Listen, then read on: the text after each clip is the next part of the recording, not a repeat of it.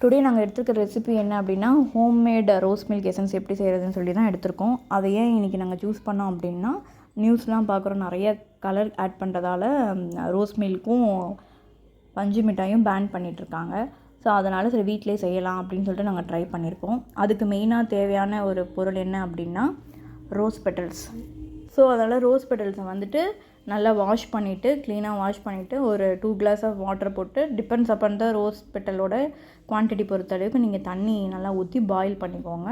ஒரு 10-15 மினிட்ஸ் அந்த கலர் வந்துட்டு எக்ஸ்ட்ராக்ட் ஆகிற வரைக்கும் நீங்கள் அதை பாயில் பண்ணிக்கோங்க. நாங்கள் கலருக்காக கொஞ்சம் பீட்ரூட்டும் ஒரு ஹாஃப் பீட்ரூட் சும்மா ஆட் பண்ணியிருக்கோம். அதையும் நீங்கள் ஆட் பண்ணி அதையும் நீங்கள் நல்லா பாயில் பண்ணிவிட்டு அந்த தண்ணியை எக்ஸ்ட்ராக்ட் பண்ணி வச்சுக்கோங்க. இப்போ என்ன பண்ண போகிறோன்னா அந்த எக்ஸ்ட்ராக்ட் பண்ண தண்ணியில் ஒரு 1 கப் ஆஃப் வந்துட்டு ஒயிட் சுகர் யூஸ் பண்ணியிருக்கோம். நீங்கள் ப்ரௌன் சுகர் வேணுனாலும் நீங்கள் யூஸ் பண்ணிக்கலாம். ஒயிட் சுகர் வந்துட்டு ரொம்ப நாள் வச்சு நம்ம ஸ்டோர் பண்ணி யூஸ் பண்ணிக்கலாம். ஆனால் ப்ரௌன் சுகர் வந்து கொஞ்ச நாளில் வந்துட்டு சீக்கிரமாக நம்ம காலி பண்ணணும். அதுக்காக தான் நாங்கள் யூஸ் பண்ணியிருக்கோம். அதை ஆட் பண்ணி மறுபடியும் வந்துட்டு அடுப்பில் வச்சு அதை வந்துட்டு நல்லா எசன்ஸ் சிரப் வர அந்த கன்சிஸ்டன்சிக்கு வர வரைக்கும் நம்ம நல்லா வந்துட்டு குக் பண்ண போகிறோம்.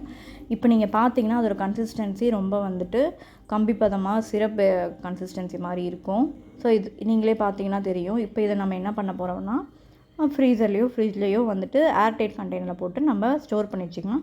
எப்போ நீட் இருக்கோ அப்போ நீங்கள் வந்துட்டு மில்கில் போட்டு நீங்கள் அதை குடிக்கலாம். சுகர் ஆட் பண்ணி டேஸ்ட்டுக்கு ஏற்றாலும் சுகர் ஆட் பண்ணி நம்ம குடிச்சிக்கலாம். ஸோ இப்போ நீங்கள் பார்த்தீங்க அப்படின்னா இப்போ 1 ஸ்பூன் ஆஃப் நாங்கள் வந்துட்டு ரோஸ் மில்க் அந்த எசன்ஸ் நம்ம ஆட் பண்ணியிருக்கோம். சுகர் ஆட் பண்ணிட்டோம்.